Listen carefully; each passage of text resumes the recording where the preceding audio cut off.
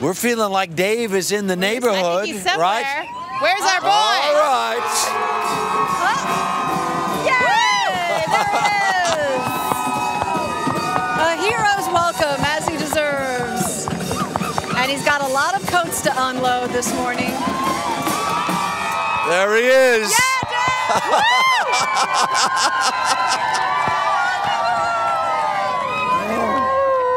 Welcome home.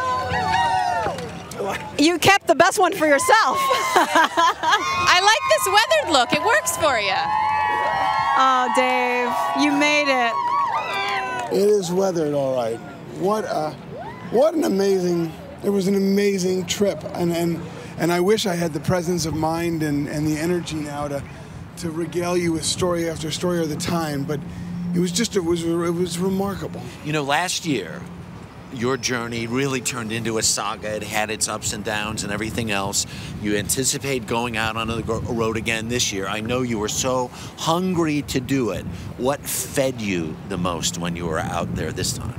Two things. At the beginning of the trip, it was the game. It was, let's see if I can get back. Let's see if I can overcome the frustration.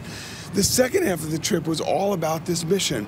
What you didn't see in that piece, one of those people who was speaking, who donated a coat in Cincinnati, he had recently lost his home to a fire and most of his possessions. And Mike Flanagan, that man who wrote that letter about second chances, is a former attorney who wound up in legal trouble and in prison and who dedicated the rest of his life to changing how he lived it. And all he said last night as he was tearing up was, I want to do something good and I want to make my children proud. That's amazing. And he did. Everyone we met did. And you know what? No one owns a coat drive, guys. They're happening all over the country, right? So no one owns a food drive. What happens now to all these coats that you've collected? We're going to give them out. We're going to give them to people and charities in need. But here's the deal. We don't need them mailed to us. We don't need a holiday to do this. Give a coat in your own neighborhood, in your own community. That's all you need to do quietly. The only reason we did this was to build awareness, to build awareness. We are so proud of you, and I want you to know that we're not the only ones. I want to show you something, so take a look at the monitor. Surprise, Dave. I'm here with your parents, Larry and Helene, and they're very proud of what you've done. Because there are people facing enormous struggles each day, the performance of random acts of kindness is imperative for hope.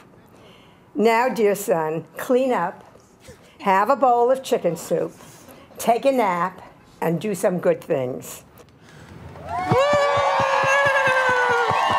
I was in Florida yesterday on another story, and I ran into them, and they're so proud of you, and she was so worried about you. Oh. Helene, he's fine. He's more than fine. She's like, you don't sound good, you don't look good. And my dad did just what he did in that video. He just stayed quiet. And that's why they've been together for so long. That's what makes their marriage work. This was such a beautiful trip. And as much as I love being with you, I can't lie.